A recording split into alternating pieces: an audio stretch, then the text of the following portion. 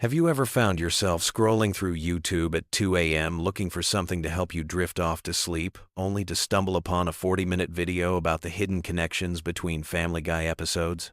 Well, you're not alone, and today we're diving deep into the surprisingly intricate world of Family Guy lore that has somehow become the internet's favorite bedtime story. From the mysterious timeline inconsistencies that have puzzled fans for decades, to the dark theories that lurk beneath Seth MacFarlane's seemingly random humor, we're about to explore why this animated sitcom has developed one of the most dedicated and analytical fan bases in television history. Picture this.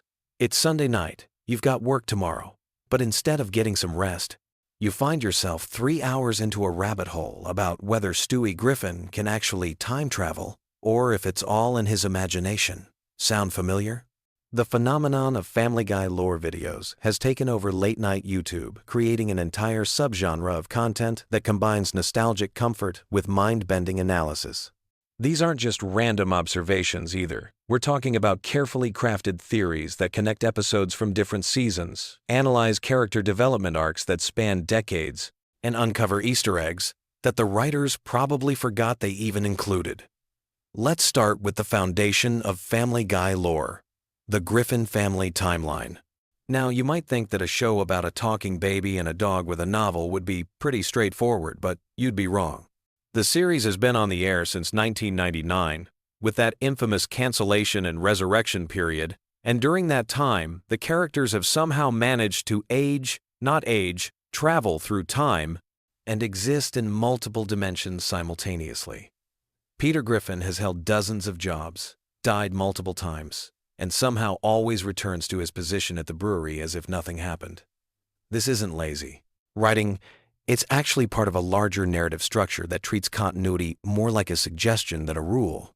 The real complexity begins when you start tracking the relationships between characters across seasons. Take Cleveland Brown, for example.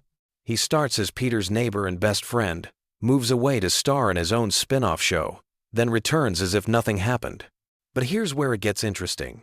Eagle-eyed fans have noticed subtle changes in his personality and relationships that suggest the Cleveland who returned isn't quite the same person who left. This has led to theories about parallel dimensions, simulation theory, and even the possibility that the entire series takes place in some kind of purgatory where characters are doomed to repeat similar scenarios with slight variations. Speaking of characters who've changed, let's talk about Brian Griffin, arguably the most complex character in the Family Guy universe. Brian started as the voice of reason, the intellectual counterpoint to the family's chaos. But over the seasons, he's evolved into something much darker and more complicated. He's struggled with alcoholism, had relationships with human women that border on the inappropriate, and occasionally displays knowledge and abilities that seem impossible for a dog. Some fans theorize that Brian isn't actually a dog at all, but rather a human who's been transformed or cursed, which would explain his human-level intelligence, his ability to drive, and his complex emotional relationships. The Stewie Griffin timeline represents perhaps the most intricate piece of Family Guy lore. Early seasons presented Stewie as an evil genius baby bent on world domination and matricide. His sophisticated vocabulary, advanced inventions, and time travel capabilities made him seem almost supernatural. However, as the series progressed, these elements became more subdued, leading to the popular theory that we're watching Stewie's intelligence and abilities fade as he becomes a more typical child. This regression theory suggests that baby genius abilities are temporary and that Stewie is slowly becoming a normal kid, which explains why his elaborate schemes become less frequent and his vocabulary becomes more age-appropriate. But here's where things get really interesting. The time travel episodes. Stewie's time machine has been used multiple times throughout the series, creating alternate timelines and paradoxes that have never been fully resolved. In some episodes, characters retain memories of time travel adventures, while in others, they seem to forget entirely. This inconsistency isn't accidental. It's actually evidence of a multiverse theory that suggests every major character change or continuity error is actually evidence of timeline splits and reality alterations. The show's approach to death and resurrection adds another layer to the lore. Characters die and come back to life regularly, sometimes within the same episode, sometimes across seasons. Peter has been crushed, exploded, and dismembered, only to appear perfectly fine in the next scene. Brian was famously killed off and replaced, only to be brought back through time travel. These deaths aren't treated as permanent consequences, but rather as temporary inconveniences, suggesting that the Family Guy universe operates under different rules than our reality. Let's delve into the recurring background characters who form the backbone of Quahog society. Characters like Herbert, the elderly neighbor, the greased-up deaf guy, and the various news anchors create a sense of continuity that makes Quahog feel like a real place with its own culture and history. These characters often appear in the background of unrelated scenes, creating a web of interconnected stories that reward observant viewers. Some fans have mapped out the social connections between these background characters, creating elaborate family trees and relationship charts that rival those of epic fantasy novels. The show's treatment of pop culture references creates another fascinating aspect of its lore. Family Guy is famous for its cutaway gags that reference everything from 1,980 seconds movies to obscure historical events. But these references aren't random. They often connect to overarching themes and character development. Peter's obsession with 1,980 seconds culture reflects his refusal to grow up and accept adult responsibilities. Stewie's references to Broadway musicals and classic literature hint at his sophisticated nature and possibly his future sexuality. These cultural touchstones create a shared language that binds the characters together while also dating the episodes in specific time periods. The geography of Quahog itself tells a story. The town layout has changed dramatically over the years, with new businesses appearing and disappearing, neighborhoods shifting, and landmarks moving around. This geographic inconsistency has led some fans to theorize that Quahog exists in a state of constant flux, possibly as a reflection of the characters' unstable mental states, or as evidence that the entire series takes place in some kind of dream or simulation. Religious and philosophical themes run deeper through Family Guy than most casual viewers realize. Peter's Catholic upbringing clashes with his hedonistic lifestyle, creating internal conflicts that occasionally surface in episodes dealing with morality and consequences. Lois's Protestant background and her complex relationship with her wealthy parents add layers of class and religious commentary that inform her character development. These spiritual elements aren't always played for laughs. They sometimes provide genuine insight into the character's motivations and fears. The show's handling of mental health issues, while often controversial, creates another dimension of character analysis. Peter's impulsive behavior and lack of consequences could be seen as symptoms of various psychological conditions. Meg's depression and social isolation are treated both as punchlines and as genuine character traits that affect her relationships and life choices. Chris's awkwardness and social difficulties hint at developmental issues that are never directly addressed, but inform his character arc. Family Guy's relationship with its own cancellation and resurrection has become part of its mythology. The show was canceled after 3 seasons, then brought back due to strong DVD sales and Adult Swim reruns. This real-world history has been incorporated into the show's narrative, with characters occasionally breaking the fourth wall to reference their own cancellation. This metatextual approach creates a unique relationship between the show and its audience, acknowledging that both the characters and viewers are aware they're participating in a constructed narrative. The evolution of the show's animation style tells its own story. Early seasons featured simpler character designs and more limited animation, while later seasons showcase increasingly sophisticated visual techniques and more detailed character expressions. This technical progression mirrors the character's emotional development and the show's growing complexity. Fans have created detailed comparisons showing how character designs have evolved, often using these changes to support theories about character development and timeline alterations. The voice acting performances add another layer of lore analysis.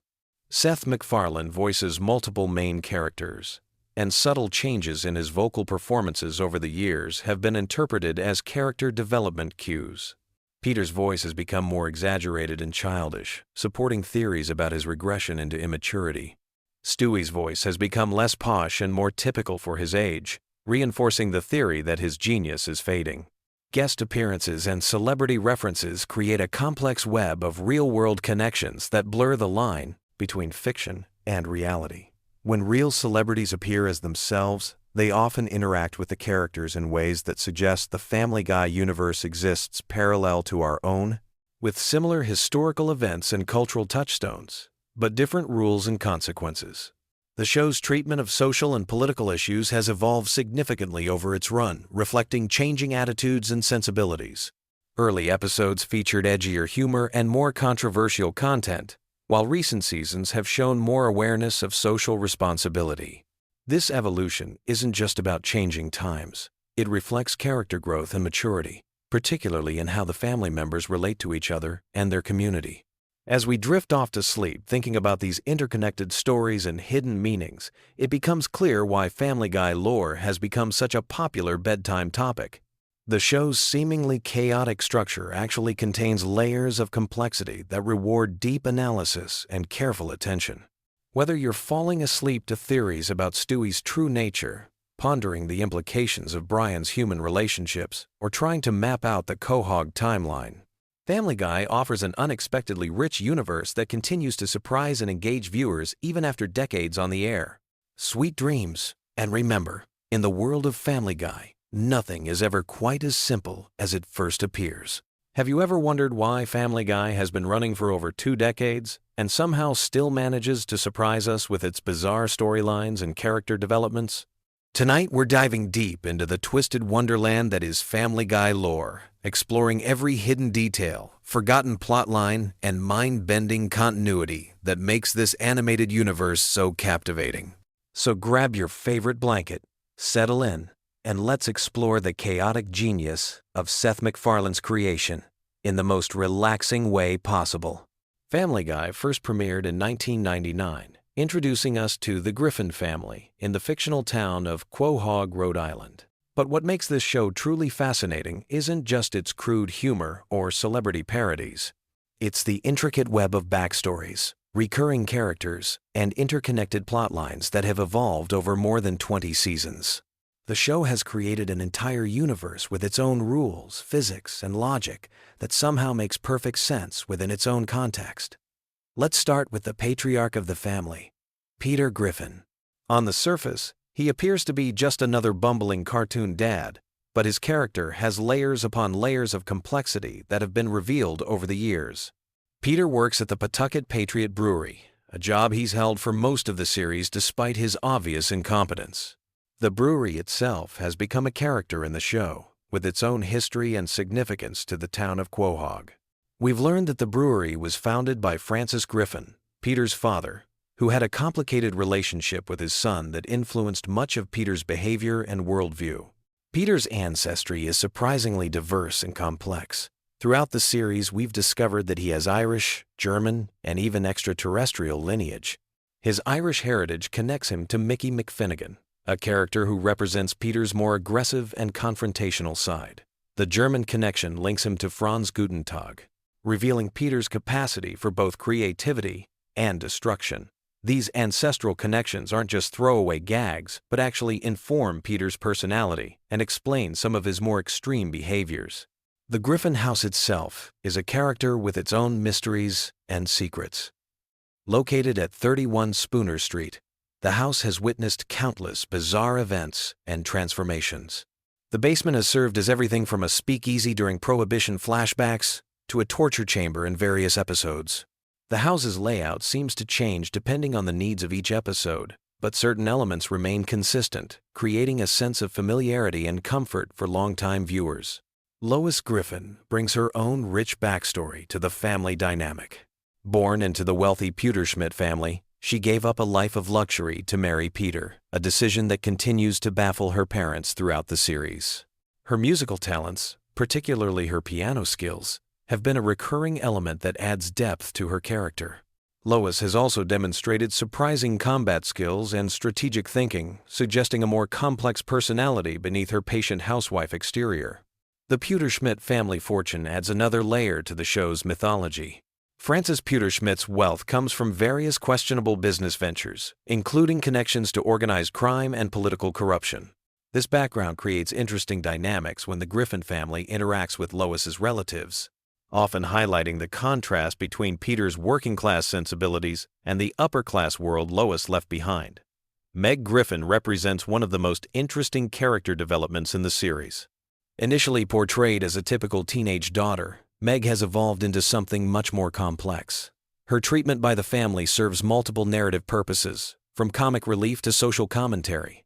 But beneath the surface abuse lies a character with remarkable resilience and hidden depths. Meg has demonstrated extraordinary survival skills, leadership abilities, and even psychopathic tendencies that suggest she may be the most dangerous member of the Griffin family. The show has explored Meg's potential futures in various episodes, showing her as everything from a successful businesswoman to a hardened criminal. These glimpses into alternate timelines reveal that Meg's current situation may be holding back someone with tremendous potential for both good and evil. Her relationship with her family, particularly her father, reflects broader themes about family dynamics and the impact of emotional abuse on personal development.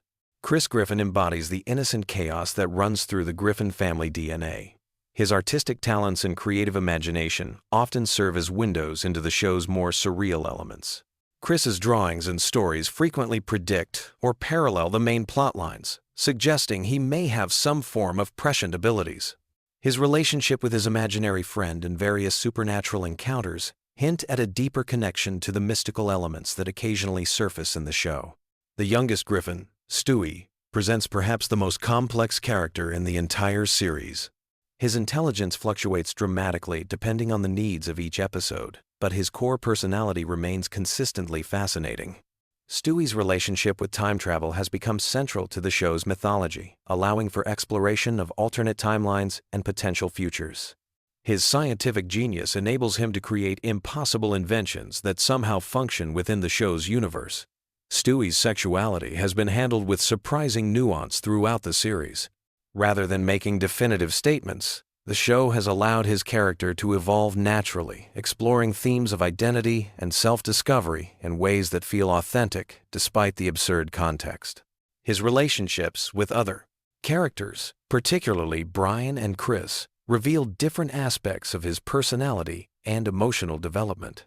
Brian Griffin occupies a unique position as both pet and family member. His intellectual pretensions and political opinions often serve as a voice of reason within the chaotic Griffin household, though his own flaws and hypocrisies are regularly exposed. Brian's writing career provides commentary on artistic ambition and the struggle for creative success. His various romantic relationships and personal failures make him one of the most relatable characters. Despite being a talking dog, the show has explored Brian's mortality in ways that other animated series rarely attempt. His near-death experiences and actual temporary death created genuine emotional moments that demonstrated the show's capacity for sincere storytelling alongside its trademark irreverence. Brian's relationship with alcohol and his struggles with depression add layers of complexity that elevate him beyond simple comic relief. Quahog itself functions as more than just a setting for the Griffin family's adventures.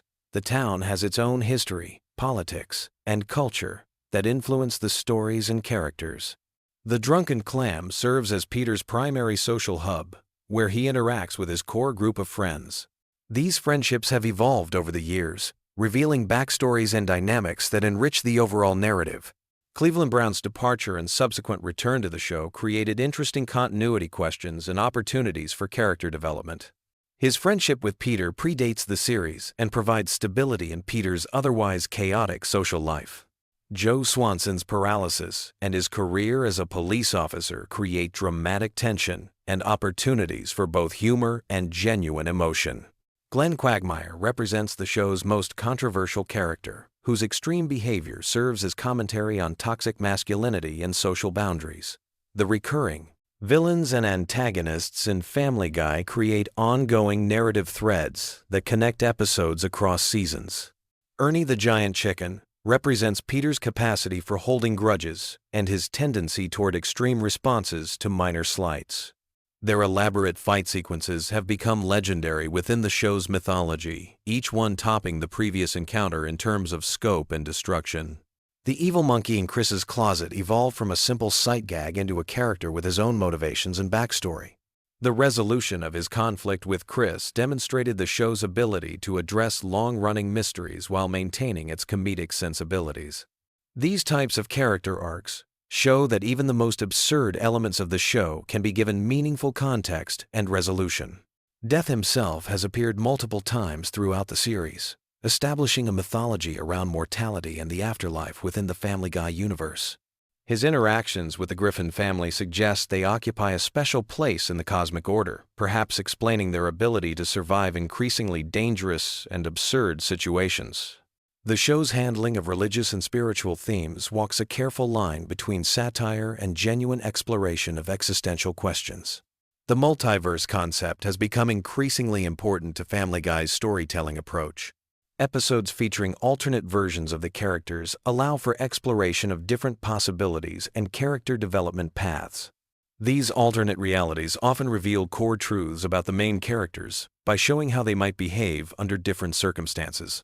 The Road 2 episodes featuring Stewie and Brian's adventures in different locations showcase the show's ability to parody various genres while advancing character relationships. These episodes often feature higher production values and more sophisticated storytelling techniques, demonstrating the creative team's range and ambition. The locations themselves become characters, each presenting unique challenges and opportunities for character growth. Celebrity encounters within the show create a meta-commentary on fame and popular culture. Rather than simple cameo appearances, these interactions often reveal aspects of the Griffin family's personalities and values. The show's willingness to satirize celebrities, while also humanizing them, creates complex relationships between fiction and reality. The time travel elements introduced through Stewie's inventions have allowed the show to explore historical periods and potential futures. These temporal adventures often carry surprising emotional weight, as characters confront the consequences of their actions across different time periods. The rules governing time travel within the show's universe remain deliberately vague, allowing for maximum storytelling flexibility. Family Guy's handling of controversial topics demonstrates a sophisticated understanding of comedy's role in social commentary. By pushing boundaries and challenging taboos, the show creates opportunities for genuine discussion about difficult subjects. The characters' reactions to these situations often reveal their core values and moral frameworks, adding depth to what might otherwise be simple shock humor. The show's relationship with its own continuity creates interesting meta-textual layers. Episodes that acknowledge previous events or reference long-running jokes demonstrate respect for longtime viewers while remaining accessible to newcomers. This balance between continuity and accessibility requires careful attention to storytelling craft that often goes unnoticed. The musical elements throughout Family Guy serve multiple narrative functions beyond simple entertainment. Conway Twitty appearances became running gags that tested viewer patience while commenting on pacing and expectations. The original songs created for the show often advance character development or provide emotional release during particularly intense storylines. The animation style itself has evolved significantly since the show's debut, reflecting both technological advances and changing aesthetic preferences. The increased detail and smoother movement in recent seasons create different possibilities for visual storytelling and character expression. These improvements allow for more subtle emotional moments and complex sight gags. The show's international episodes and cultural references demonstrate awareness of global perspectives while maintaining its distinctly American viewpoint. These cultural explorations often reveal the characters' prejudices and assumptions, creating opportunities for growth and understanding. The research and attention to detail in these episodes shows respect for the cultures being portrayed, even when satirizing them. As we've journeyed through the vast landscape of Family Guy lore, we've discovered that beneath its irreverent surface lies a surprisingly sophisticated storytelling universe. The show's longevity stems not just from its ability to shock and entertain, but from its commitment to character development and narrative complexity. Each episode adds new layers to this rich tapestry, creating connections and possibilities that keep viewers engaged across decades of viewing. The Griffin family's adventures continue to evolve, promising new mysteries and revelations for future exploration. Whether you're a longtime fan or a curious newcomer, there's always something new to discover in the wonderfully chaotic world of Family Guy. Sweet dreams, and remember that in Quahog, anything is possible. You know that feeling when you're lying in bed, scrolling through your phone, and suddenly you realize you've been watching Family Guy clips for 3 hours straight? Tonight, we're diving deep into the twisted, hilarious, and surprisingly complex world of Family Griffin and his dysfunctional Rhode Island family. So grab your favorite blanket, dim those lights, and let me take you on a journey through decades of animated chaos that somehow became one of television's most enduring franchises. Picture this. It's 1999, and a young animator named Seth MacFarlane is sitting in his apartment, probably eating cereal for dinner, when he creates what would become a cultural phenomenon. But here's the thing most people don't realize about Family Guy. Beneath all the cutaway gags, pop culture references, and Stewie's diabolical schemes lies a surprisingly intricate web of character development, running storylines, and hidden details that span over 2 decades. Let's start with the Griffin family themselves, because honestly, they're way more complex than people give them credit for. Peter Griffin isn't just a bumbling dad who works at a brewery. He's actually a fascinating study in arrested development. Throughout the series, we've learned that his childlike behavior stems from a complicated relationship with his father, Francis Griffin, a strict Irish Catholic who never showed Peter affection. This explains so much about why Peter desperately seeks approval, while simultaneously rebelling against authority figures. But here's where it gets interesting. Peter's job at the Pawtucket Brewery isn't just random, it's actually owned by Carter Pewterschmidt, his father-in-law, which creates this whole dynamic where Peter is constantly trying to prove himself to a man who sees him as completely inadequate. The brewery itself has become this recurring location where some of the show's most memorable moments happen, from Peter's various workplace shenanigans to the time he discovered the brewery was basically stealing Budweiser's recipe. Now let's talk about Lois, because she's probably the most underappreciated character in the entire series. On the surface, she's the long-suffering wife who puts up with Peter's antics. But dig deeper, and you'll find a former wild child from a wealthy family who gave up everything for love.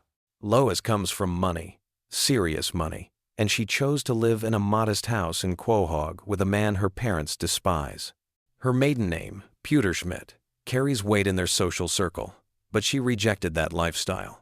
The fascinating thing about Lois is how the show gradually reveals her past. She was this rebellious rich girl who dated musicians, experimented with different lifestyles, and had a completely different personality before settling down. Sometimes that old Lois emerges, usually when she's pushed too far, and those episodes are absolutely brilliant because they show the complexity beneath her patient exterior. Chris Griffin represents something really interesting in the show's evolution. Initially, he was just the awkward teenage son, but over time, the writers developed him into this surprisingly deep character dealing with typical teenage issues, amplified by his family's dysfunction. His relationship with his father is particularly touching because Peter, despite his flaws, genuinely tries to connect with Chris, even though he has no idea how to be a proper role model. What makes Chris compelling is how he's actually the most emotionally intelligent member of the family. He sees through his parents' problems, understands his sister's struggles, and often serves as the voice of reason, even though he's still figuring out his own identity. His various crushes, friendships, and coming-of-age moments provide some of the show's most genuine emotional beats. Meg Griffin. Oh, poor Meg. She's become this cultural touchstone for teenage awkwardness. But there's something genuinely tragic about her character that goes beyond the surface-level jokes. The constant rejection and abuse she faces from her family would destroy most people, but Meg keeps trying. She keeps hoping for acceptance, keeps pursuing her dreams, keeps believing that maybe tomorrow will be different. The really dark aspect of Meg's story is how the family uses her as their collective punching bag to avoid dealing with their own problems. When Peter and Lois are having marriage troubles, they unite in mocking Meg. When Chris feels insecure, he puts down Meg. It's this twisted family dynamic where she serves as the lightning rod for everyone else's dysfunction. But here's what's brilliant about the show's treatment of Meg. Occasionally, they give her episodes where she fights back or finds genuine happiness, and those moments hit differently. because we've watched her suffer for so long. When she stands up to her family or finds someone who appreciates her, it feels earned in a way that's surprisingly powerful for a comedy show. Then there's Stewie, the baby genius with unclear sexual orientation and a British accent that nobody questions. Stewie's character has gone through the most dramatic evolution of anyone in the show. He started as this one-note villain baby trying to kill his mother and take over the world, but gradually became this complex character dealing with identity issues, family dynamics, and his relationship with Brian. The Stewie-Brian friendship is honestly the heart of the entire series. These two characters, despite their obvious differences, have this incredible bond built on mutual respect and genuine affection. Their adventures together, from time travel to road trips, provide some of the show's best storytelling because the writers can explore deeper themes through their relationship. What's fascinating about Stewie is how his intelligence serves as both a blessing and a curse. He can build time machines and understand complex scientific concepts, but he's, quote, still emotionally a child dealing with typical childhood fears and insecurities. His relationship with his mother is particularly complex because while he originally wanted to kill her, he gradually develops this deep love for Lois that he struggles to express. Brian Griffin deserves his own deep dive because he's arguably the show's most controversial character. He's this liberal intellectual dog who writes novels nobody reads, drinks martinis, and constantly preaches about social issues while being fundamentally flawed himself. Brian represents this specific type of person we all know, the friend who talks a good game about being progressive and enlightened, but whose actions don't always match their rhetoric. The genius of Brian's character is how the show gradually reveals his hypocrisy without completely destroying his likability. He's pretentious, he's selfish, he's often wrong about things he claims to understand, but he's also capable of genuine growth and moments of real insight. His romantic relationships throughout the series serve as this ongoing commentary on his character flaws and his struggle to become a better person. One of the most interesting aspects of Family Guy lore is how the show handles continuity. On the surface, it seems like a show where anything can happen and nothing really matters. But if you pay attention, there's actually a surprising amount of consistency in character development and running storylines. The writers remember details from episodes that aired years ago and will call back to them in unexpected ways. Take the ongoing rivalry between Peter and the giant chicken, Ernie. What started as a throwaway gag about expired coupons evolved into this epic saga spanning multiple episodes and featuring increasingly elaborate fight sequences. These battles have become legendary among fans because they represent the show's commitment to taking absurd premises to their logical extreme. The show's relationship with death is particularly fascinating. Characters die and come back, timelines get altered, and reality bends in ways that should break the show's internal logic. But somehow, it all works because the emotional core remains consistent. When major characters like Brian temporarily died, the fan reaction was intense because despite all the show's surreal elements, viewers had formed genuine attachments to these characters. Let's talk about Quahog itself, because the town is almost a character in its own right. This fictional Rhode Island community is populated by an incredible cast of recurring characters who each bring their own flavor to the show's universe. There's Joe Swanson, the paralyzed police officer whose determination and positive attitude contrast sharply with his neighbor's various dysfunctions. Cleveland Brown, before he got his own spin-off, represented this calm, reasonable voice in the chaos of Quahog. His friendship with Peter, despite Peter's often thoughtless behavior, showed this theme that runs throughout the series about how genuine friendships can survive even the most ridiculous circumstances. Glenn Quagmire is probably the most controversial neighbor because he's simultaneously hilarious and deeply disturbing. His character serves as this extreme example of toxic masculinity taken to absurd lengths, but the show occasionally gives him moments of vulnerability that suggest there's more to him than just his predatory behavior. The local businesses in Quahog each have their own personalities too. The Drunken Clam isn't just a bar where the guys hang out. It's this working-class sanctuary where they can escape their domestic responsibilities and bond over beer and television. Jerome, the bartender, represents this stable, wise presence who's seen everything and judges nothing. One of the most underappreciated aspects of Family Guy lore is how it handles social commentary. Yes, the show is often criticized for pushing boundaries, but if you look closely, there's actually a consistent moral framework underlying most episodes. The show frequently punishes characters for their bad behavior, even if those consequences don't carry over to future episodes. Peter's schemes usually backfire spectacularly, teaching him lessons he immediately forgets. Stewie's attempts at manipulation often result in him learning something about empathy or human connection. Brian's pretensions are regularly deflated by reality. The show has this way of exploring serious topics through absurd scenarios that somehow makes the underlying messages more palatable. The cutaway gags, which are probably the show's most recognizable feature, serve a purpose beyond just getting laughs. They provide breathing room in episodes, allow for pop culture commentary, and give the writers freedom to explore ideas that wouldn't fit into the main storyline. Some of these gags have become so iconic that they've entered the broader cultural conversation. What's really impressive about Family Guy's longevity is how it's managed to stay relevant across multiple decades of changing cultural landscape. The show started in the late 90s, survived cancellation, came back stronger than ever, and continues to find new audiences while maintaining its core identity. That takes real skill from the writers, voice actors, and animators who bring this world to life. The voice acting, especially, deserves recognition because Seth MacFarlane voices multiple main characters while maintaining distinct personalities for each one. Peter's Rhode Island accent, Stewie's British sophistication, Brian's intellectual pretensions, roulette. Each voice tells you everything you need to know about the character before they even start talking.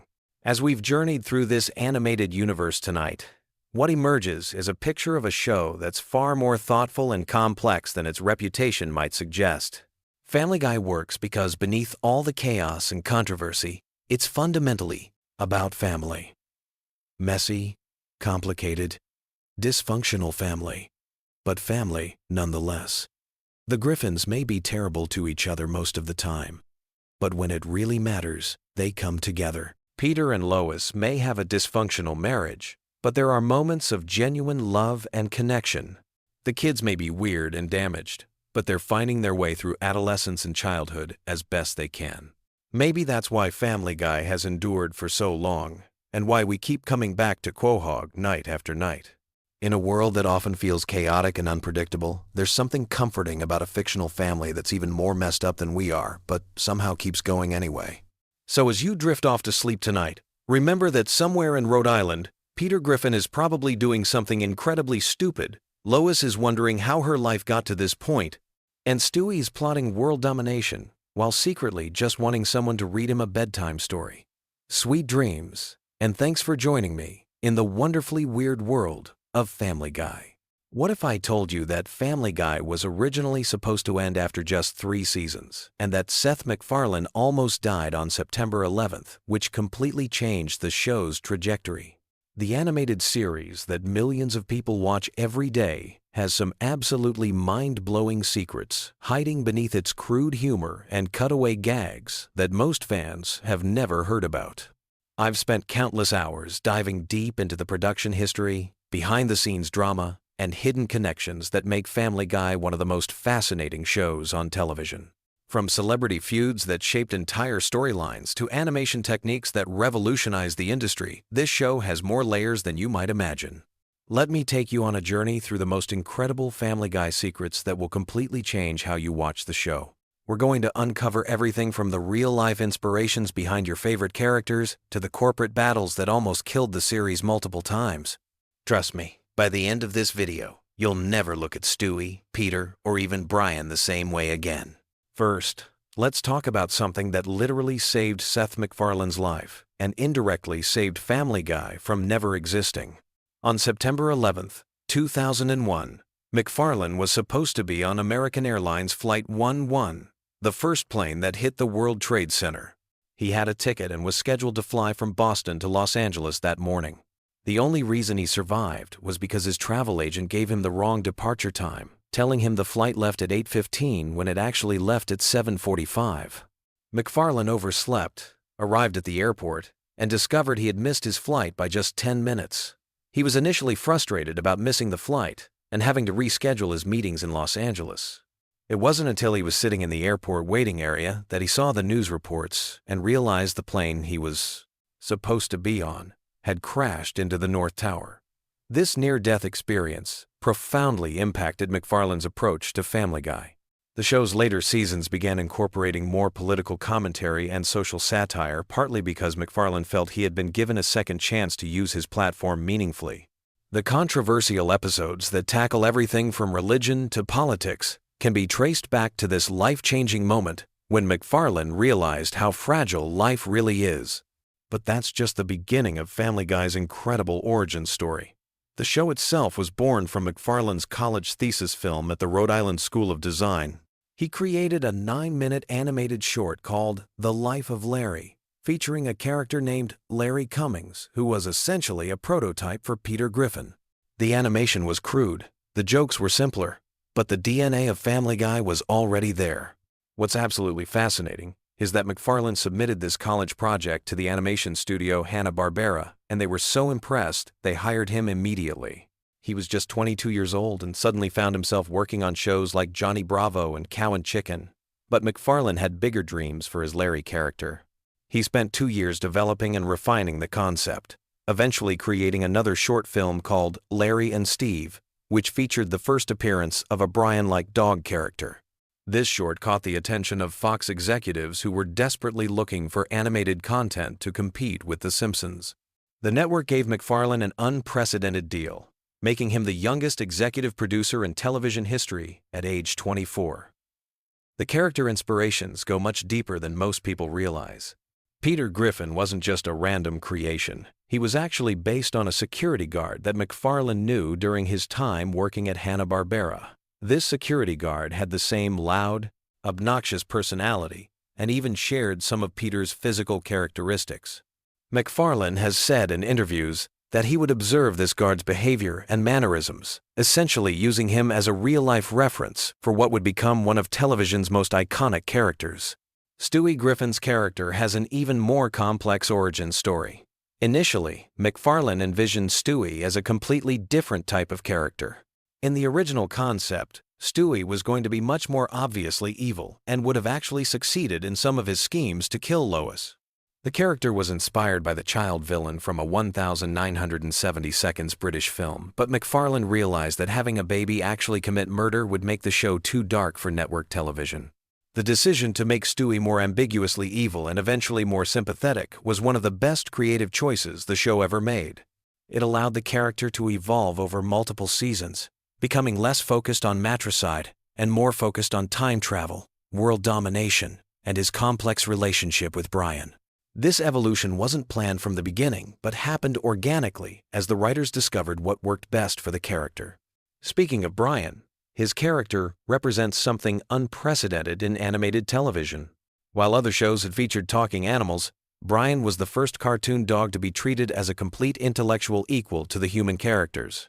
MacFarlane made a conscious decision to never explain how Brian learned to talk or why he's so intelligent compared to other dogs in the show's universe. This creative choice was actually controversial within the animation industry because it broke the traditional rules of cartoon logic.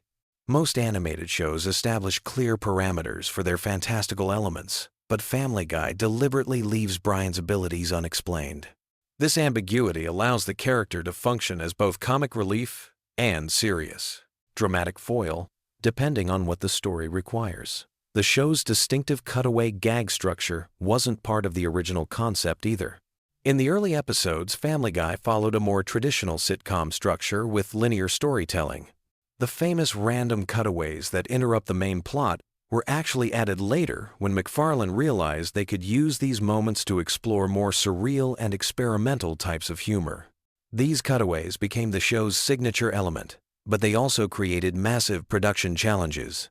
Each cutaway requires additional character designs, backgrounds, and sometimes entirely different animation styles.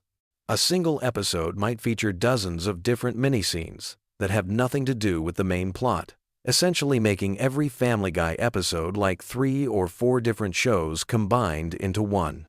The voice acting process reveals another fascinating layer of the show's complexity. Seth MacFarlane voices 4 of the main characters: Peter, Brian, Stewie, and Glenn Quagmire. What most people don't realize is that he records all of these voices in different sessions to maintain consistency.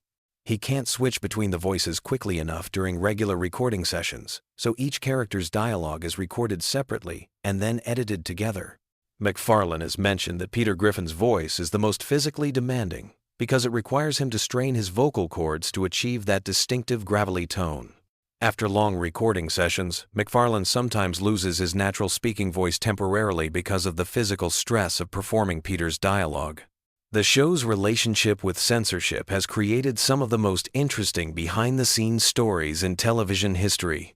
Family Guy pushes boundaries constantly, but there's actually a sophisticated system of negotiations between the writers and network censors.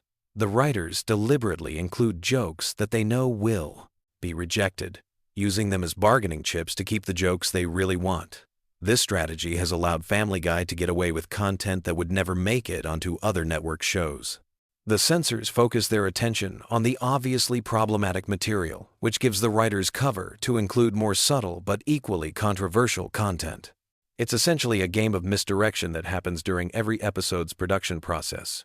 One of the most significant moments in Family Guy history happened when the show was actually canceled by Fox in 2002 after just 3 seasons. The network executives felt the show was too expensive to produce and wasn't attracting enough viewers in key demographics. This cancellation seemed like the end of the story, but something unprecedented happened next. The show's reruns on Cartoon Network's Adult Swim block became incredibly popular, attracting larger audiences than the original Fox broadcasts had achieved. Simultaneously, the Family Guy DVD sales broke records for animated television releases. Fans were literally buying seasons of a canceled show faster than DVDs of shows that were still in production. This combination of strong cable ratings and exceptional DVD sales convinced Fox to bring Family Guy back from the dead, making it the first canceled series in television history to be revived based primarily on home video performance. The revival created a new business model that other networks began copying, proving that traditional ratings weren't the only way to measure a show's value. The resurrection of Family Guy also changed how the show approached storytelling. When MacFarlane returned to production, he knew the show had been given an unlikely second chance, and this awareness influenced the writing in subtle but important ways. The characters became more self-aware, the jokes became more metatextual, and the show began directly addressing its own cancellation and revival in various episodes. Behind the scenes, the animation process for Family Guy utilizes techniques that most viewers never notice, but which significantly impact the show's distinctive look. Unlike many other animated series that use traditional cell animation or simple digital techniques, Family Guy employs a hybrid approach that combines hand-drawn character animation with digitally created backgrounds and effects. This hybrid technique allows the animators to create more dynamic camera movements and complex visual gags than would be possible with purely traditional methods. The show's famous chicken fights, elaborate musical numbers, and surreal cutaway sequences all rely on this sophisticated blend of old and new animation technologies. The writing room for Family Guy operates differently from most television shows because of the unique challenges created by the cutaway structure. The writers have to create 2 different types of content for every episode: the main storyline that follows traditional narrative rules, and the cutaway material that can be completely disconnected from reality. This dual writing process means that Family Guy episodes are actually much more complex to construct than they appear on screen. The writers have to ensure that the cutaways don't disrupt the pacing of the main story, while also making sure that each mini-scene within the cutaways has its own complete comedic arc. It's like writing a regular television episode while simultaneously writing dozens of very short comedy sketches. The show's impact on popular culture extends far beyond just entertainment.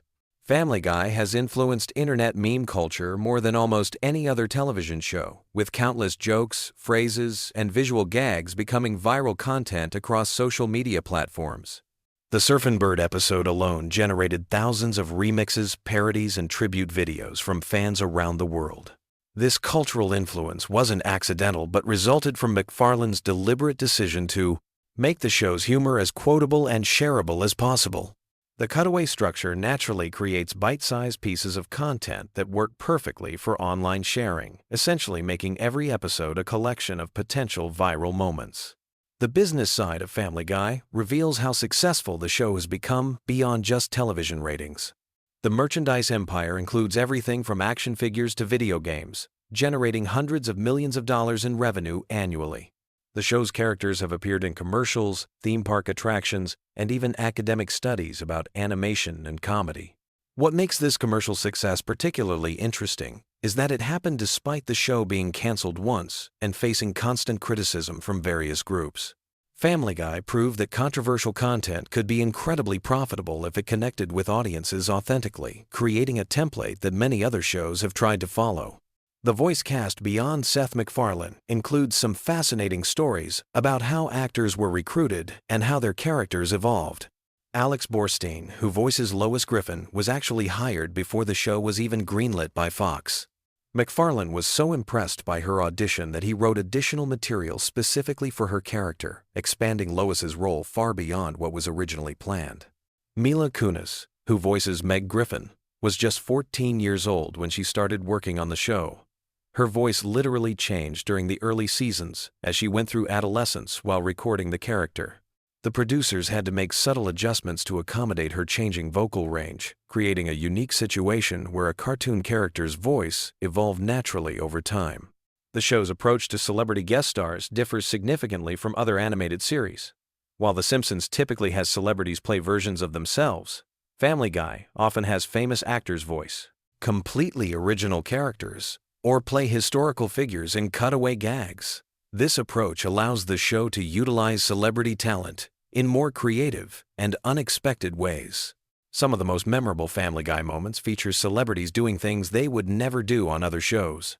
Precisely because the animated format and the show's irreverent tone give everyone involved permission to be more experimental.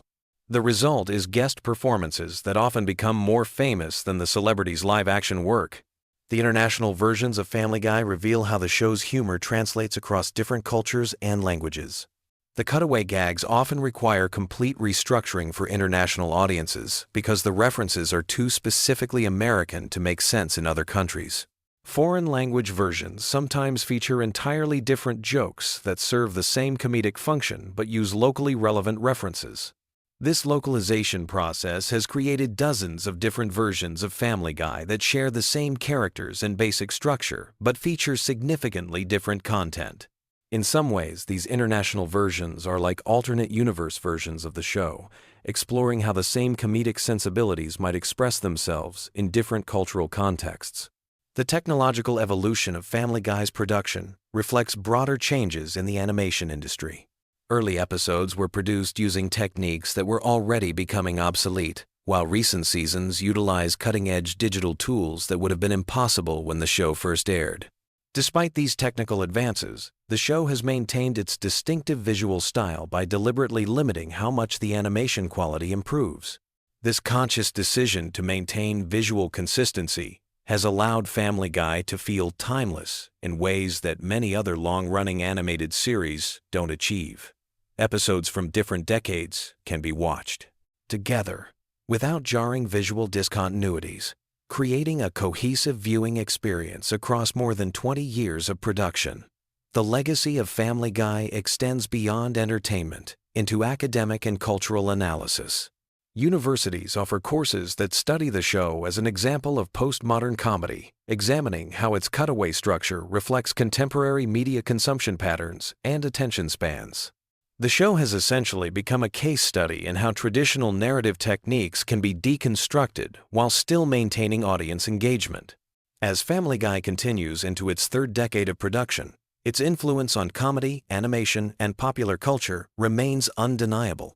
From Seth MacFarlane's near-death experience that changed everything, to the unprecedented cancellation and revival that rewrote television business models, the show represents one of the most fascinating success stories in entertainment history.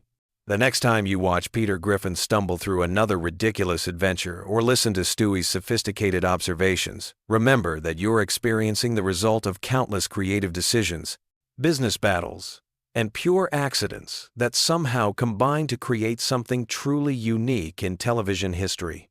Hey there, sleep seekers and Family Guy fans. Ever lie awake wondering just how many ridiculous jobs Peter Griffin has actually had throughout the series? Well, grab your pillow and get comfortable, because we're about to dive into the wonderfully chaotic career history of Quahog's most incompetent resident.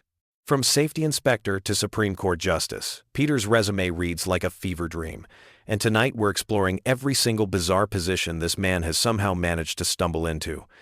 Picture this. You're at a job interview, and they ask where you see yourself in 5 years. Most people have a reasonable answer. Peter Griffin? Well, let's just say his interview skills are about as polished as his decision-making abilities. Yet somehow, this man has held more jobs than most people even know exist. Tonight's journey through Peter's professional mishaps is perfect for those late-night moments when you need something absurdly entertaining to drift off to. Let's start with what might be considered Peter's most stable employment, though that's not saying much. His original gig as a safety inspector at the happy-go-lucky toy factory sounds straightforward enough. Stand around, inspect toys, make sure they're safe for children. Simple, right? Wrong. This is Peter Griffin we're talking about. Even the most basic task becomes an opportunity for spectacular failure. The man whose job it was to ensure toy safety somehow found ways to make everything less safe just by being there. From toy inspection, Peter moved on to what became his longest-running employment adventure, working at the Pawtucket Brewery. Now, there's something almost poetic about Peter working at the place where his beloved Pawtucket Patriot Ale is crafted. It's like a beer enthusiast getting a job at their favorite brewery, except instead of bringing passion and expertise to the role, Peter brought his unique talent for turning any situation into chaos. On his very first day, he managed to get drunk during work hours, setting the tone for what would become years of questionable workplace behavior. The medical field has also been graced by Peter's presence, though patients probably weren't thrilled about it. During a citywide flu outbreak, when the hospital was desperately short-staffed, Peter volunteered as a nurse. This might seem noble until you discover his approach to medical care. Turns out, Peter had been faking his way through nursing duties because he was afraid of needles. Imagine being sick in the hospital and finding out your nurse has been pretending to give you medication because he's squeamish about basic medical equipment. But Peter's medical career didn't end with nursing. He somehow also worked as a doctor, which raises serious questions about the hospital's hiring practices. His approach to emergency medicine was about as effective as you'd expect. When someone's life hung in the balance, Peter's solution involved methods that would make actual medical professionals question their career choices. Law enforcement has also experienced the Peter Griffin effect. In one memorable stint, he became a sheriff in a small southern town after the Griffin family was relocated by the FBI. The job description perfectly matched Peter's skill set: hang out, eat pie, and get drunk. For once, Peter had found employment that aligned with his natural abilities. Of course, even the simplest law enforcement duties became complicated when filtered through Peter's unique worldview. His artistic side emerged when he worked as a police sketch artist. While most people struggled with Peter's unconventional artistic interpretations, his sketches turned out to be surprisingly accurate. Sometimes, raw talent manifests in the most unexpected ways, even when that talent belongs to someone who approaches every task with the subtlety of a freight train. Peter has also dabbled in hospitality, working as a motel housekeeper.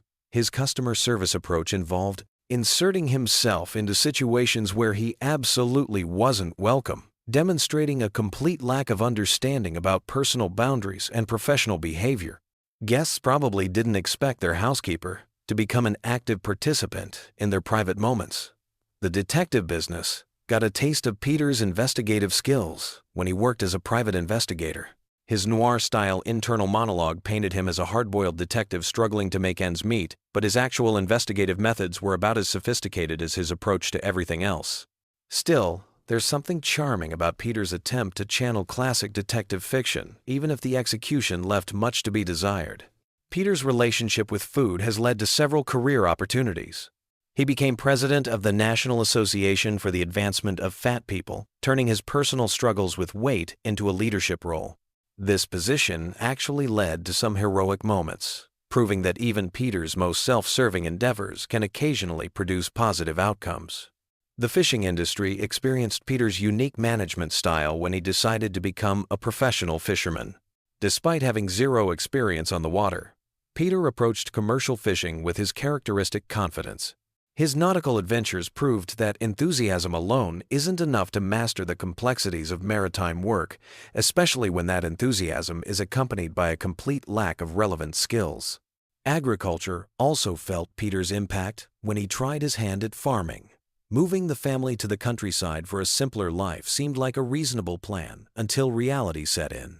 Farming requires knowledge, patience, and hard work, qualities that don't align with Peter's approach to life. The fact that they failed to grow a single sellable crop shouldn't surprise anyone familiar with Peter's track record.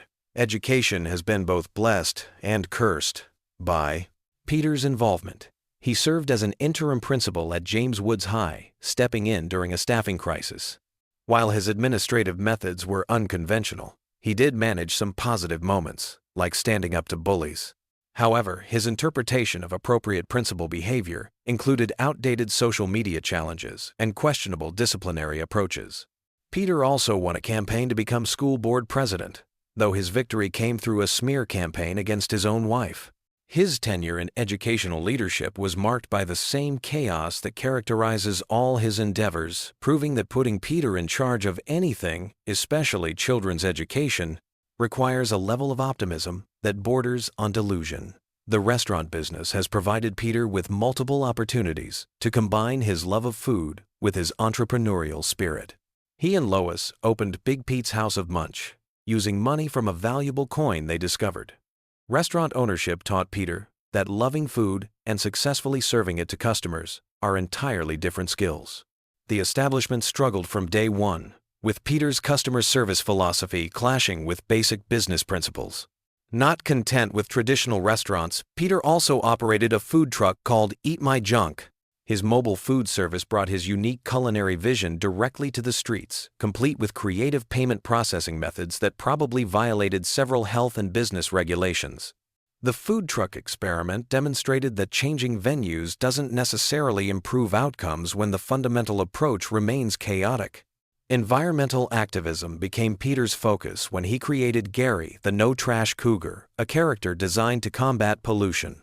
His environmental education methods were somewhat traumatic for young audiences, proving that good intentions don't automatically translate to effective execution. Sometimes the message gets lost when the messenger approaches their mission with the subtlety of a sledgehammer. Law enforcement experienced Peter's unique perspective again when he volunteered as a cop during a staffing shortage. Giving Peter police powers was probably one of Quahog's more questionable decisions. His interpretation of police work involved creative approaches to evidence handling and suspect interaction that would make actual officers reconsider their career choices. Corporate leadership has also been shaped by Peter's influence. When he temporarily took over as CEO of his father-in-law's company, his business philosophy involved firing experienced executives and replacing them with his drinking buddies. His product development ideas were equally revolutionary, though perhaps not in ways that traditional business schools would recommend. The tobacco industry briefly benefited from Peter's advocacy when he served as president of El Dorado Cigarette Company. His approach to corporate leadership in this role was refreshingly straightforward. Show up, sit in the office, and use his position to influence legislation. Sometimes the simplest job descriptions are the most honest. Political service has called upon Peter's talents multiple times.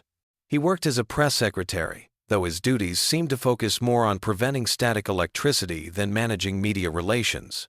His understanding of political communication was about as nuanced as his approach to everything else, which is to say, not very nuanced at all.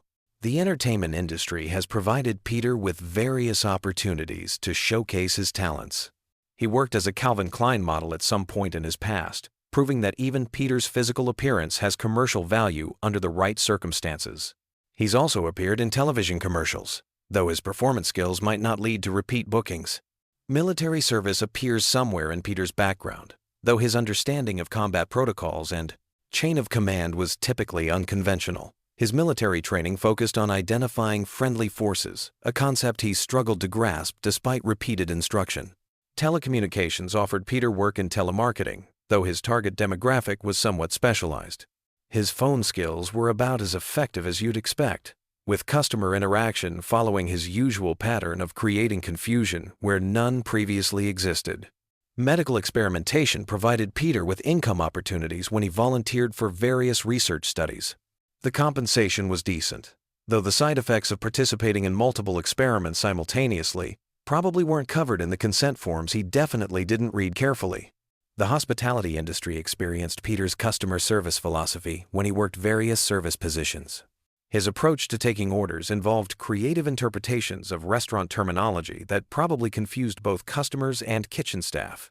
His ability to remember and accurately communicate simple requests was challenged by his tendency to overcomplicate straightforward interactions. Emergency services have been both helped and hindered by Peter's involvement. His stint as a firefighter demonstrated that good intentions and basic safety training don't always combine effectively. Sometimes the person meant to solve the problem becomes part of the problem, especially when that person approaches emergency response with Peter's unique logic. Entertainment production has benefited from Peter's creative vision. He developed television programming with the same innovative approach he brings to everything else. His understanding of audience preferences and production logistics was typically unconventional, resulting in content that probably challenged viewers' expectations in unexpected ways. Transportation services experienced Peter's customer service approach when he worked as an Uber driver. His vehicle, the situation was unconventional, and his interpersonal skills with passengers followed his established pattern of creating memorable experiences for all the wrong reasons. The pharmaceutical industry relied on Peter's expertise when he worked as a pharmacist. His approach to medication distribution and patient consultation demonstrated his unique interpretation of healthcare delivery. Customers probably received more than they bargained for in terms of personalized service. Seasonal employment has provided Peter with opportunities to spread joy as a mall Santa. His interaction with children during the holiday season showcased his gift for making lasting impressions, though not necessarily the kind that parents hope for when they bring their kids to meet Santa. Domestic management became Peter's responsibility when he worked as a house husband. His approach to household organization and family care demonstrated skills that had been hidden beneath years of workplace chaos. Sometimes the right job brings out unexpected competencies, even in the most unlikely candidates. Judicial service elevated Peter to the Supreme Court, where his legal philosophy focused on equality through unconventional means. His approach to constitutional interpretation was characteristically innovative, challenging traditional legal thinking with solutions that probably weren't covered in law school. Specialized services have utilized Peter's unique skill set in various capacities. He's worked as everything from a babysitter to a personal shopper, bringing his distinctive approach to customer service in roles that required sensitivity and attention to detail. His clients probably received more personalized attention than they anticipated. Performance arts have provided Peter with outlets for his creative expression. His musical abilities have earned him income through various venues, from street performance to wedding entertainment. His understanding of audience engagement and musical technique follows his established pattern of prioritizing enthusiasm over conventional skill. The food service industry has experienced Peter's influence in multiple capacities, from restaurant ownership to catering services. His culinary philosophy emphasizes creativity over convention, resulting in dining experiences that challenge customers' expectations about food preparation and presentation. Public safety has relied on Peter's expertise in various specialized roles, from ninja police officer to volunteer emergency responder. His approach to crime prevention and emergency management demonstrates innovative thinking that probably wasn't covered in standard training programs. Media production has benefited from Peter's creative vision in multiple formats, from cartoon development to television production. His understanding of entertainment value and audience engagement follows his characteristic approach of prioritizing memorable experiences over conventional quality standards. As we wrap up this extensive journey through Peter Griffin's career history, it's clear that his professional life has been anything but boring. From safety inspector to Supreme Court justice, from nurse to ninja cop, Peter has approached every job with the same combination of enthusiasm and chaos that defines his character. His work history reads like a collection of workplace disasters, yet somehow he keeps finding new employment opportunities. What makes Peter's career journey so entertaining is his complete lack of awareness about his own limitations. He approaches brain surgery with the same confidence he brings to flipping burgers, and somehow manages to create memorable moments in every position he holds. His employers probably don't forget him quickly, though not necessarily for the reasons they'd prefer. The sheer variety of Peter's employment history suggests either an incredibly diverse skill set or an amazing ability to convince people to hire him, despite obvious red flags. The truth is probably somewhere in between, though the evidence strongly suggests that Peter's interview skills don't accurately represent his job performance capabilities. Tonight, as you drift off to sleep, you can rest easy knowing that somewhere in the animated universe, Peter Griffin is probably starting a new job tomorrow, bringing his unique brand of workplace creativity to yet another unsuspecting industry. His career adventures remind us that sometimes the most entertaining stories come from the most unlikely sources, and that competence isn't always required for memorable employment experiences. Sweet dreams, and remember, no matter how chaotic your own work life gets, it's probably more manageable than Peter Griffin's professional journey through the working world of Quahog and beyond. Picture this: you're settling in for a cozy night, getting ready to drift off into dreamland, but instead of counting sheep, how about we count some truly wild facts about one of television's most unpredictable animated families? Tonight, we're diving deep into the bizarre, hilarious, and surprisingly intricate world of Family Guy, and trust me, by the end of this journey, you'll have enough random trivia rattling around in your brain to either help you fall asleep or keep you up all night wondering how Seth MacFarlane's mind works. Let's start with something that might surprise you about the show's origins. Family Guy almost never existed in the form we know today.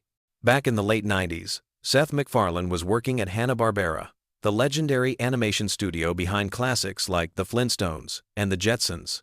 He created a short film called The Life of Larry for his thesis project at the Rhode Island School of Design, which featured many of the characters who would eventually become the Griffin family. The short was so impressive that it caught the attention of Fox executives, but here's where it gets interesting. MacFarlane was only 24 years old when he pitched the show, making him one of the youngest creators in television history to get a primetime animated series greenlit. The original concept was quite different from what we see today. Peter Griffin was initially going to be much more of a traditional sitcom dad. Think more like Homer Simpson, but without the yellow skin. The character's personality evolved significantly during the development process, becoming the lovably obnoxious and often controversial figure we know now. MacFarlane has mentioned in interviews that he drew inspiration from his own father's mannerisms and speech patterns, particularly the distinctive Rhode Island accent that Peter sports throughout the series. Here's a fact that might make you appreciate the show's complexity a bit more surface. The average Family Guy episode contains over 300 individual drawings. Each 22-minute episode requires thousands of hours of work from dozens of artists, animators, and voice actors. The animation process alone takes approximately 8 months from initial script to final product, which explains why the show's production schedule is so carefully planned out years in advance.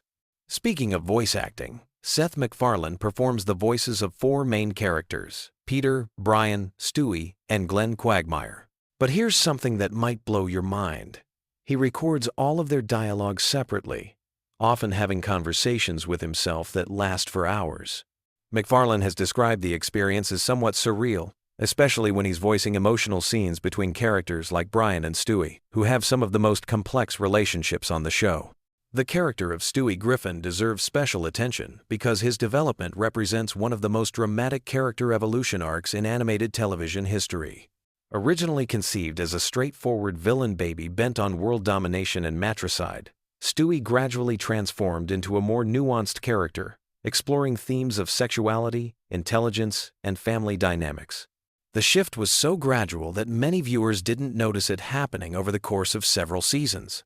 MacFarlane has stated that this evolution was intentional, reflecting his own growth as a writer and his desire to explore more sophisticated storytelling within the animated comedy format. One of the most fascinating aspects of Family Guy's production involves their approach to cutaway gags, those random tangential moments that have become the show's signature. The writers maintain what they call a gag bank, which is essentially a massive database of potential cutaway ideas that they can draw from when constructing episodes. Some of these gags were written years before they actually appeared on screen, waiting for the right episode and context to make them work. The process of selecting which gags make it into episodes involves multiple rounds of testing and refinement, with the writers constantly evaluating whether a particular joke will land with audiences or fall flat. The show's relationship with controversy has been both a blessing and a curse throughout its run.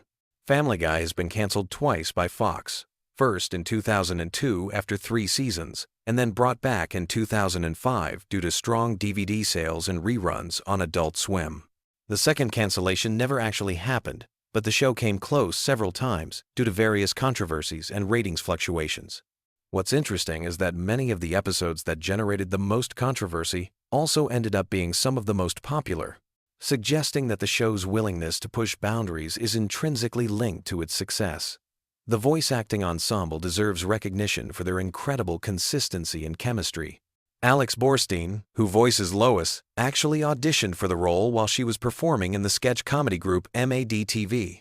Her distinctive voice for Lois was inspired by her own grandmother, and she's mentioned that she sometimes forgets she's not using her natural speaking voice when recording Lois scenes.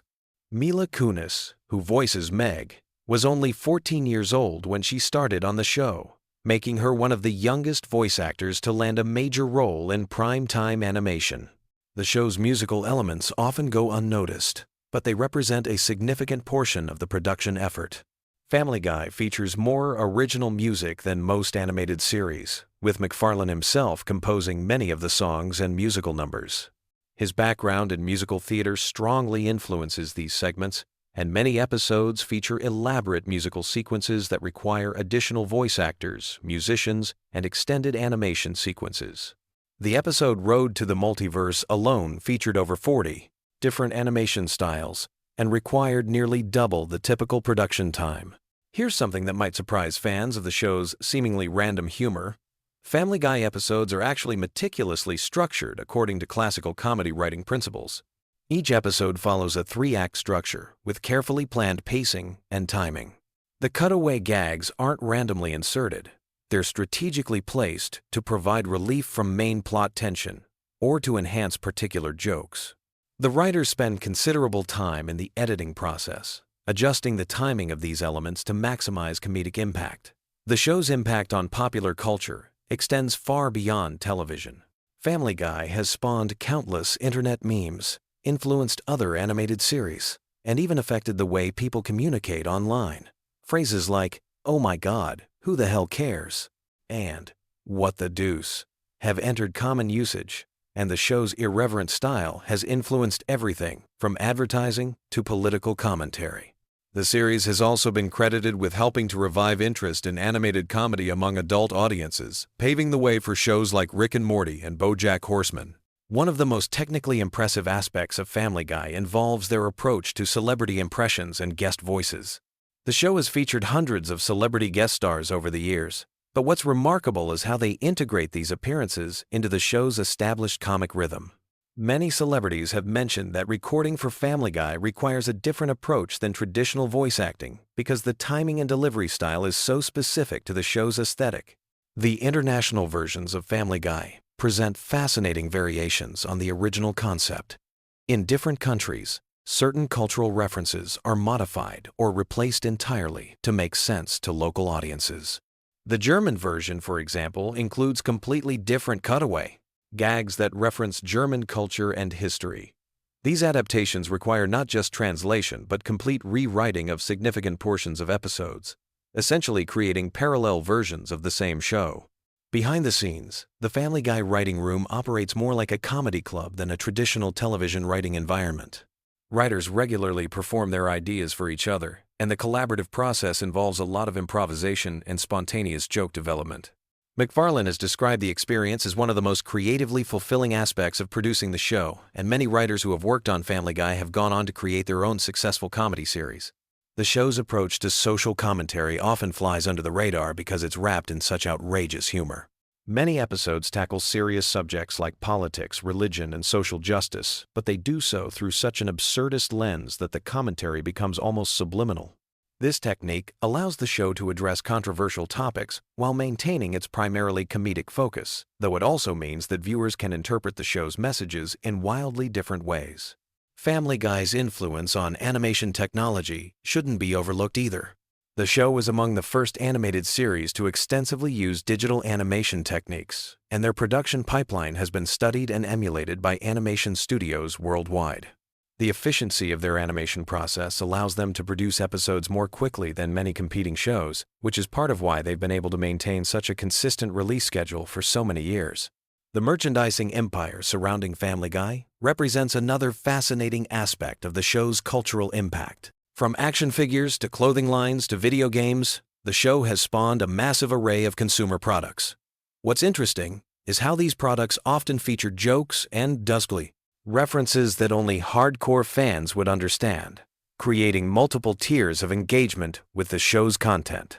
The show's relationship with censorship provides insight into how television content standards have evolved over the past 2 decades. Early episodes of Family Guy pushed boundaries that were considered quite shocking at the time, but many of those same jokes would barely register as controversial today. The series has served as a kind of barometer for changing social attitudes about humor, language, and acceptable content on television.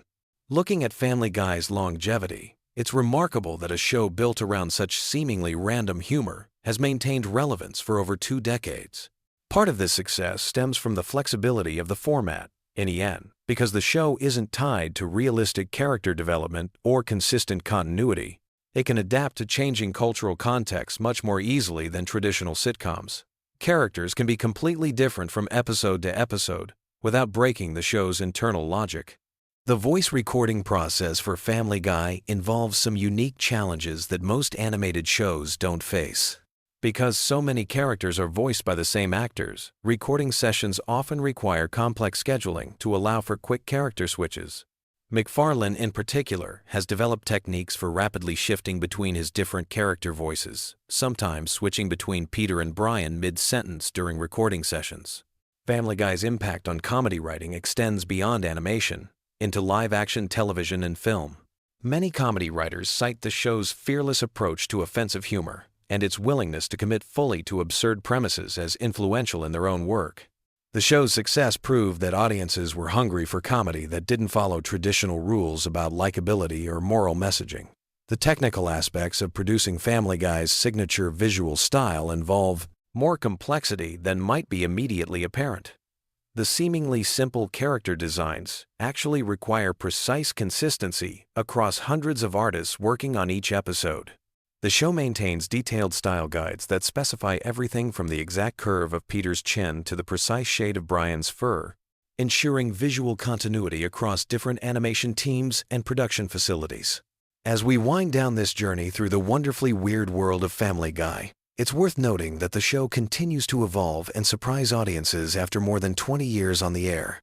Whether you love it or hate it, there's no denying that Family Guy has carved out a unique place in television history, pushing boundaries and challenging expectations in ways that few shows ever attempt.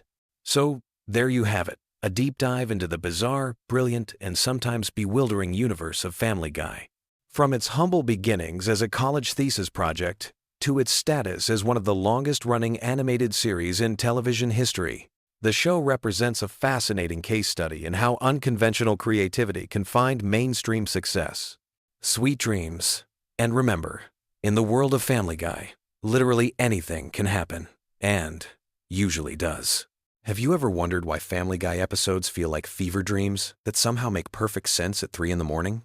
Tonight, we're diving into the most bizarre, unexpected, and downright weird facts about this animated chaos machine that's been keeping us entertained and slightly disturbed for over 2 decades.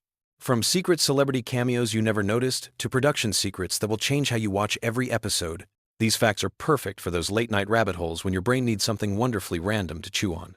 Picture this. It's 1999, and a young Seth MacFarlane is sitting in a cramped animation studio, probably surviving on nothing but coffee and pure creative madness, sketching out what would become one of television's most unpredictable shows. But here's something that might surprise you. Family Guy was actually rejected by multiple networks before Fox finally took a chance on it. The original pilot was so different from what we know today that Peter Griffin didn't even have his signature chin dimple. That's right, the most recognizable feature of television's most chaotic dad was an afterthought added later in development. Speaking of Peter Griffin's design, here's a fact that will blow your mind every time you see him on screen. Seth MacFarlane has admitted that Peter's appearance was directly inspired by a security guard he encountered at his college. This unnamed hero of late-night campus safety became the visual foundation for a character who would go on to terrorize animated television for decades. Imagine being that security guard and randomly discovering years later that you're the face of one of America's most beloved cartoon disasters. But the real magic happens when you start digging into the voice acting secrets. Seth MacFarlane doesn't just voice the main characters, he performs Stewie, Brian, Peter, and several recurring characters, often having entire conversations with himself during recording sessions. The studio engineers have described these solo recording sessions as watching someone have the world's most entertaining mental breakdown. MacFarlane literally argues with himself, switches between character voices mid-sentence, and somehow maintains the distinct personality of each character flawlessly. Here's where things get really interesting from a production standpoint. The show's writers have a tradition called the random joke jar, where they collect the most absurd, context-free gags throughout the season. When they're stuck on an episode or need to fill time, they literally reach into this jar and randomly select bizarre scenarios to animate. This explains why you'll be watching a normal family dinner scene that suddenly cuts to a 3-minute sequence about a time-traveling sandwich. It's not lazy writing. It's intentionally chaotic creativity with a system behind the madness. The cutaway gags that make Family Guy so distinctive weren't originally planned to be such a huge part of the show. In early episodes, they used these random flashbacks sparingly, but when they noticed these moments got the biggest laughs and the most social media attention, they leaned into the format completely. Now, these seemingly random interruptions are carefully crafted to hit specific comedic beats and often take longer to animate than the main storyline of entire episodes. One of the most mind-bending facts involves the show's relationship with celebrity guest stars. Many A-list celebrities have appeared on Family Guy without most viewers ever realizing it because their characters are so obscure or brief. Drew Barrymore once voiced a background character who had exactly 3 words of dialogue spread across 2 episodes. The producers love casting major stars in tiny roles as inside jokes for the industry, creating this weird Hollywood treasure hunt for eagle-eyed fans. The character of Stewie Griffin underwent one of television's most subtle character evolutions. In early seasons, Stewie was genuinely intended to be an evil genius baby-plotting world domination. But as the show progressed, the writers began exploring his character's vulnerability and intelligence in different ways. The transition was so gradual that most viewers didn't consciously notice when Stewie evolved from potential supervillain to the show's emotional center and Brian's best friend. This character development happened organically through hundreds of small writing decisions across multiple seasons. Here's something that will change how you watch every Brian and Stewie episode. Their relationship was originally supposed to remain antagonistic throughout the series. The writers planned for Brian to be constantly annoyed by Stewie's schemes and intellectual pretensions. However, the voice acting chemistry between Seth MacFarlane's 2 characters was so natural and compelling that the writers began crafting episodes specifically around their friendship. Some of the show's most acclaimed episodes, including the time travel and multiverse adventures, exist purely because the Brian-Stewie dynamic became too interesting to ignore. The animation process for Family Guy involves secrets that most fans never consider. Each episode requires approximately 4 months from initial script to final animation. But here's the weird part. They often animate scenes completely out of order, based on character availability and studio scheduling. This means the emotional arc of an episode might be animated backwards, with the climactic scenes completed weeks before the setup scenes. The animators have to maintain character continuity and emotional consistency without seeing the full episode in sequence until the very end of production. Musical numbers in Family Guy aren't just random comedic choices. They serve a specific psychological function in the show's pacing. The writers discovered that musical sequences reset viewer attention spans and create natural breaks in the chaotic energy that defines most episodes. When you feel overwhelmed by rapid-fire jokes and cutaway gags, a musical number gives your brain permission to reset and re-engage with the storyline. It's basically psychological manipulation disguised as entertainment, and it works perfectly. The show's relationship with censorship creates some of the most interesting behind-the-scenes stories. Family Guy pushes boundaries so consistently that the network has entire meetings dedicated to determining what crosses the line versus what's cleverly subversive. The writers have become experts at crafting jokes that technically comply with broadcast standards while still managing to be completely inappropriate. They've turned censorship navigation into its own art form, often making the censored versions of jokes funnier than the original uncensored concepts. Here's a fact that demonstrates the show's cultural impact in ways you might not expect. Family Guy references have been spotted in congressional hearings, Supreme Court footnotes, and international diplomatic communications. Politicians and legal scholars apparently watch the show and unconsciously incorporate its humor patterns into serious discourse.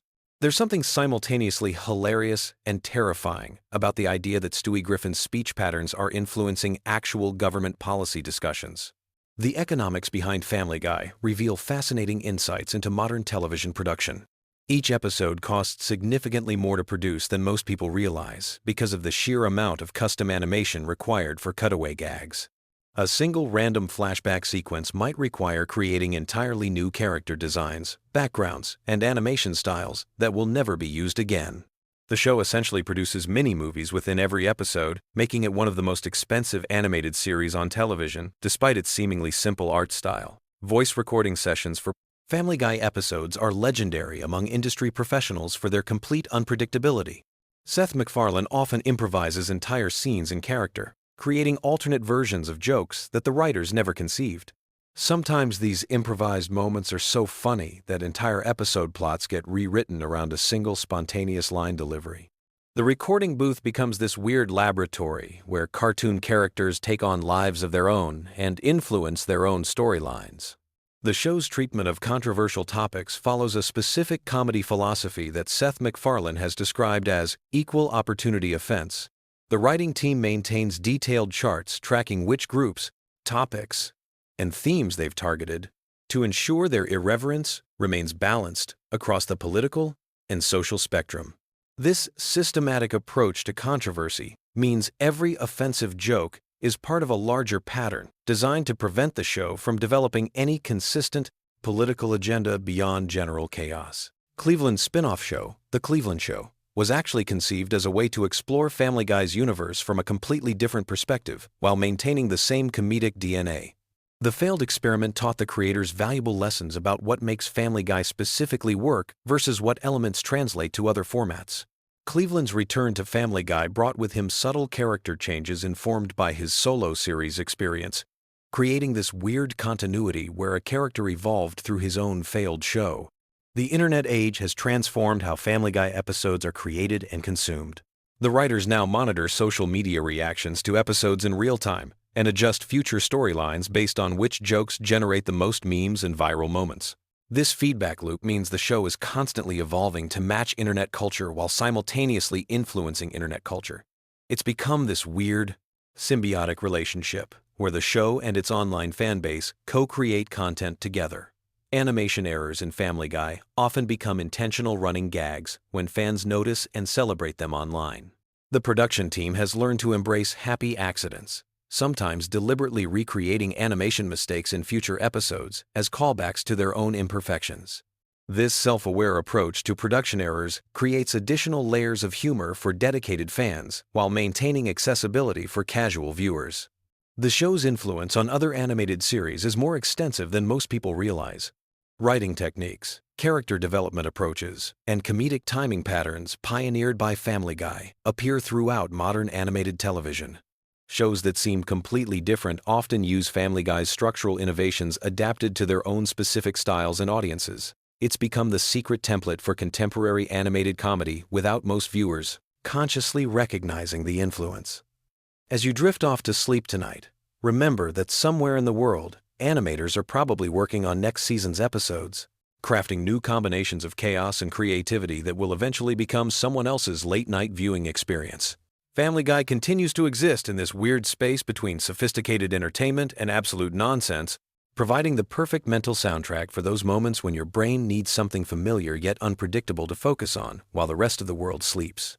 The show's legacy isn't just about the jokes or the characters.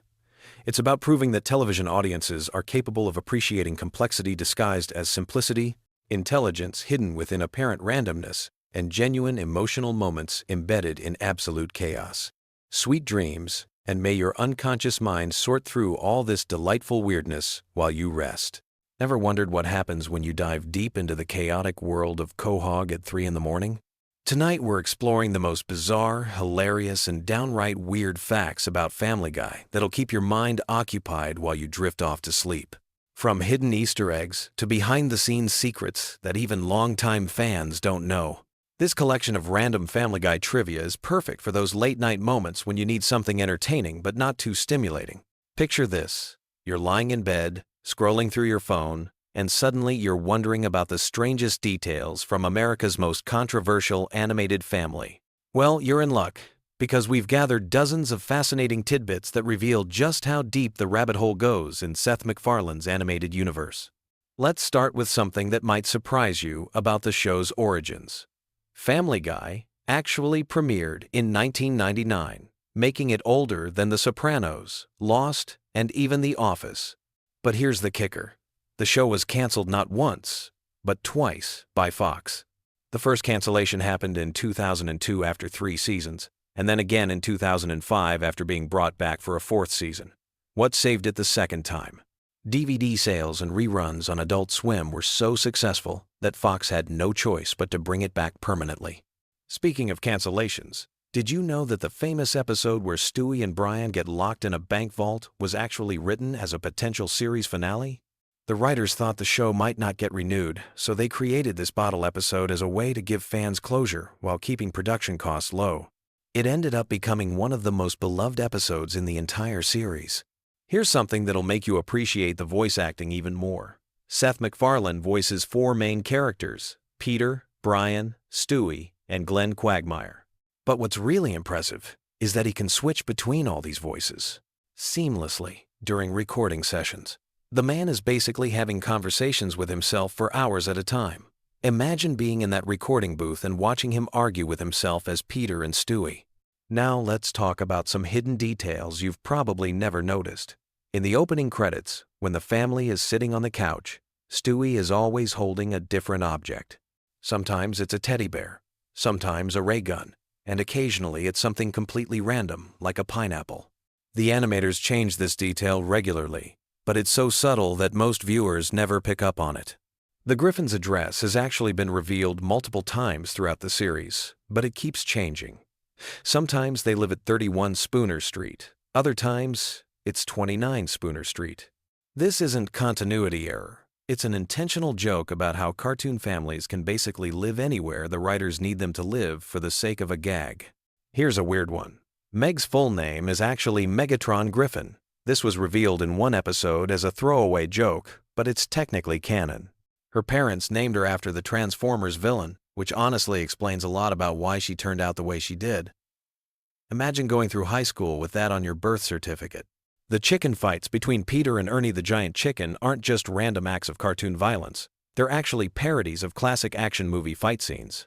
Each fight references different films, from They Live to The Matrix. The writers spend enormous amounts of time choreographing these sequences to match specific cinematic moments frame by frame. Speaking of references, Family Guy holds the unofficial record for most pop culture references in a single animated series. The writers keep a database of potential references organized by category, decade, and obscurity level.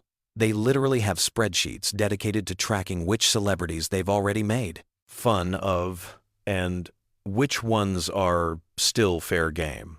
Here's something about Brian that might change how you see him. His character was originally supposed to be much more of a background character, like a regular family pet who occasionally made sarcastic comments. But Seth MacFarlane enjoyed voicing him so much that Brian evolved into basically being Seth's mouthpiece for political and social commentary. This is why Brian often sounds like he's giving a college lecture. He essentially is. The Conway Twitty cutaways aren't just random musical interludes. They serve a specific purpose in television production. When episodes run short, the writers can insert these musical segments to pad out the runtime without having to animate new scenes or write additional dialogue. It's brilliant efficiency disguised as absurdist humor. Cleveland's house has been destroyed and rebuilt more times than any other location in the series. The writers keep track of this, and it's actually become a running competition among the staff to see who can come up with the most creative ways to demolish Cleveland's property. His house is basically the Kenny McCormick of buildings. Here's a detail about Quagmire that most people miss. His house number is 29, Peter's is 31, and Cleveland's was 33 before he moved away. But Joe's house number has never been consistently established, which has led to fan theories that he doesn't actually own his house and is just perpetually house-sitting for someone else. The famous "Whose line is it anyway" reference where Peter lists random words isn't actually random. Each word was carefully chosen to represent a different category of Family Guy humor. They're basically a roadmap of the show's comedic philosophy, hidden in plain sight. Stewie's accent has gradually changed over the years, from a thick British aristocrat voice to something more American. This wasn't accidental. Seth MacFarlane has said that maintaining the original accent was physically exhausting, so he's slowly been relaxing it as the series progressed. If you go back and watch early episodes, the difference is striking. The Pawtucket Brewery where Peter works is actually based on a real brewery in Rhode Island. The exterior shots are rotoscoped from actual footage of the Narragansett Brewery, though the interior is completely fictional. Local Rhode Islanders often spot familiar landmarks in the background of various episodes. Here's something about the show's animation. The characters' eyes are deliberately drawn to be slightly different sizes. Peter's left eye is always drawn slightly larger than his right, which gives him that perpetually confused expression. This asymmetry was added specifically to make him look more dopey and lovable.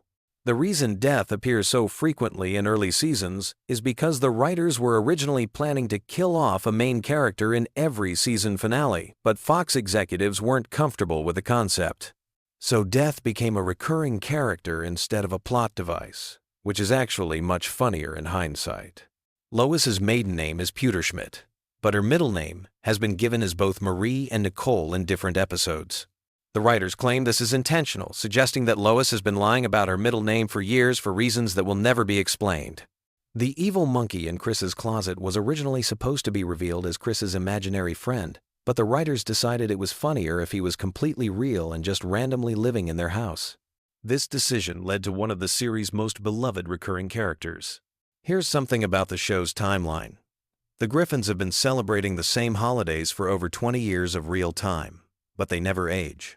However, the writers occasionally drop hints about the passage of time through background details like changing technology and evolving fashion trends in crowd scenes. The reason Peter's boss, Mr. Weed, died in such a bizarre way, choking on dinner rolls while watching Popeye, was because the writers wanted to establish that anyone could die at any time in the Family Guy universe for completely ridiculous reasons. It set the precedent for the show's approach to mortality as comedy. Trisha Takanawa's reporting segments are all written by the same staff writer who used to work in local television news. All of her ridiculous news stories are based on real absurd stories that the writer covered during his journalism career, just exaggerated for comedic effect. The Drunken Clam Bar where Peter and his friends hang out was modeled after Cheers, but the writers deliberately made it seedier and more depressing to contrast with that show's warm, welcoming atmosphere.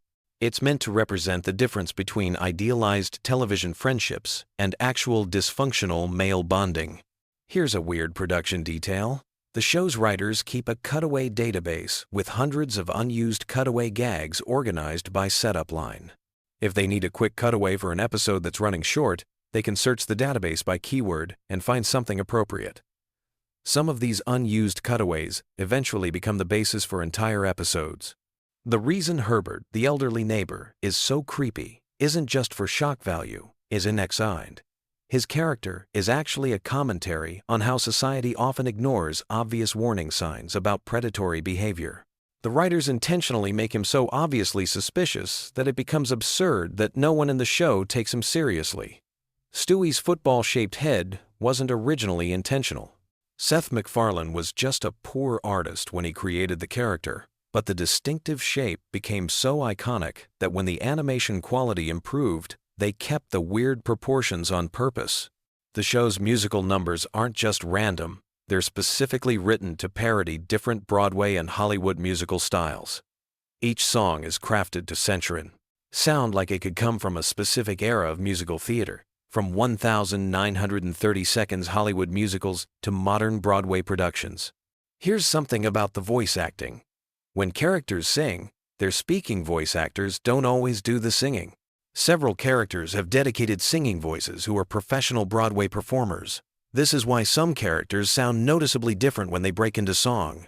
The chicken that fights Peter is named Ernie, and he has his own detailed backstory that's never fully explained in the show. According to the writers, Ernie has a family, a mortgage, and a completely normal life outside of his inexplicable rivalry with Peter. His motivations remain mysterious intentionally. Roadhouse is referenced more than any other single movie in Family Guy, appearing in over 30 different episodes in various forms. The writers have said this started as an inside joke because they couldn't believe how seriously the movie takes itself, but it evolved into genuine affection for the film's absurdity. The Conway Twitty segments were actually Seth MacFarlane's way of paying tribute to his grandfather, who was a huge country music fan. MacFarlane has said these moments are among his favorites in the entire series because they remind him of watching old variety shows with his grandfather. Meg's unpopularity isn't just a running gag. It's a deliberate commentary on how middle children often get overlooked in family dynamics. The writers have given her hidden depths that occasionally surface, suggesting she's actually the most emotionally intelligent member of the family despite being constantly ignored. The show's animation style deliberately mimics the look of 1,980 seconds Saturday morning cartoons, complete with slightly off-model character designs and limited animation techniques. This was intentional, as MacFarlane wanted the show to feel nostalgic and slightly cheap, like the cartoons he grew up watching. Here's a detail about the opening theme. The lyrics were written to sound like a generic sitcom theme song, but they're actually describing a completely dysfunctional family situation. The cheerful melody masks the fact that the words are talking about how nothing in this family works properly. The reason Family Guy episodes often feel like collections of unrelated sketches is because that's exactly what they are. The writers start with a basic premise and then build around it with whatever random ideas they've been wanting to explore. This approach gives the show its unique, chaotic energy. So there you have it. Dozens of random Family Guy facts to occupy your mind as you drift off to sleep. From production secrets to hidden meanings, the world of Family Guy is far more complex and deliberate than it might appear on the surface. Whether you're a longtime fan or just discovering the show, these little details add extra layers to every rewatch. Sweet dreams. And remember, somewhere in Quahog, Peter Griffin is probably doing something spectacularly stupid, while Stewie plots world domination, and Brian writes terrible novels. The chaos never stops in the Griffin household, and honestly, we wouldn't want it any other way.